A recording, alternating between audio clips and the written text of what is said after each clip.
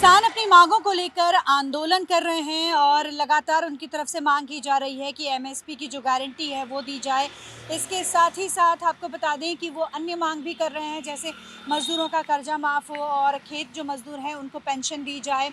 तमाम 12 सूत्री मांगों को लेकर किसान जो है आंदोलन पर उतरे हैं। राजधानी दिल्ली के सारे बॉर्डर सील कर दिए गए हैं। शंभू बॉर्डर में लगातार आज वैसे चौथा दिन है इस आंदोलन का। उनकी तरफ से लगातार आगे बढ़ने की कोशिश की जा रही है। बॉर्डर, शंभू बॉर्डर कहें, सिंधु बॉर्डर कहें, और इसके साथ ही गाजीपुर बॉर्डर में भी सुरक्षा के कड़े इंतजाम किए हैं। यहीं इसी बीच 15 फरवरी को चंडीगढ़ में एक मीटिंग हुई। इस मीटिंग में किसान प्रतिनिधि मंडल मौजूद रहा। इसके साथ ही पंजाब के मुख्यमंत्री भगवंत मान भी रहे और केंद्रीय मंत्री इस मीटिंग में रहे।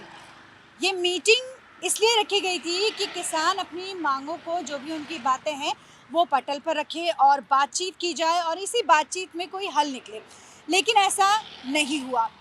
कुल मिला के कहा जाए कि तीसरी जो ये बैठक थी या तीसरी मंत्रियों के साथ में मीटिंग थी, ये भी विफल साबित हुई। अब ये कहा जा रहा है कि रविवार को यानी कि 18 फरवरी को एक बार फिर से बैठक होगी किसानों की और इसके साथ ही केंद्रीय मंत्रियों की। अब देखना यह है कि इस बैठक में क्या नतीजा निकलता है।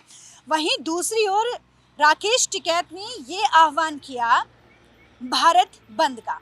जी हाँ, अब बात करेंगे भारत बंद की।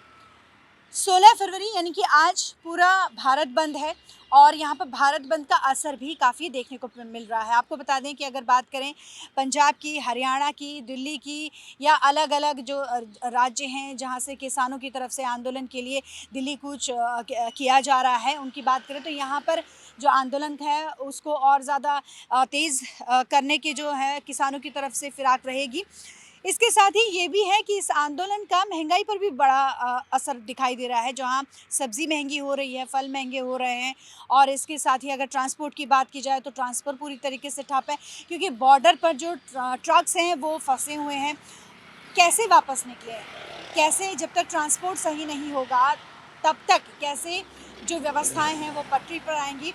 भारत बंद, अगर हम पिछले आंदोलन की बात करें जो 2020 में किसानों की तरफ से किया गया था, तो उसमें भी बंद का ऐलान था और उसमें भी हमने देखा था कि किस तरह से भारत बंद का जो असर है वो देखने को मिला। राज्य के, देश के अलग अलग राज्यों में इसका काफ़ी असर पड़ा था। यातायात ठप रहा और जो खाने पीने की जो भी चीज़ें हैं, खाद्य सामग्री हैं, उन पर इसका असर देखने को मिला। आवाजाही बंद रही, स्कूल बंद कर दिए गए, कॉलेजेस बंद कर दिए गए, अस्पताल और यहाँ तक कि ट्रेन बंद, सारी चीज़ें, तमाम जो चीज़ें हैं सारी प्रभावित रहीं। और जैसे कि आज की अगर हम बात करें 16 फरवरी की, तो 16 फरवरी को एक बार फिर से किसानों की तरफ से ये बंद का आह्वान है और इसका असर पूरे देश में देखने को मिल रहा है। अब देखना ये है कि इस भारत बंद का जो आह्वान है या भारत बंद का जो ऐलान किया है, इसका इस आंदोलन पर क्या असर पड़ता है। क्या इस बंद के बाद केंद्र सरकार किसानों की मांगों को लेकर गंभीर होगी। इसी तरीके का किसानों की तरफ से आरोप लगातार लगाया जा रहा है कि मांगों को लेकर सरकार गंभीर नहीं है। हालांकि भगवंत मान जो पंजाब के मुख्यमंत्री हैं, उनका साफ तौर पर ये कहना है कि पंजाब का सीएम होने के नाते वो किसानों के साथ खड़े हैं और किसान आंदोलन कर रहे हैं, इसीलिए वो इस मीटिंग में मौजूद रहे किसानों की तरफ से।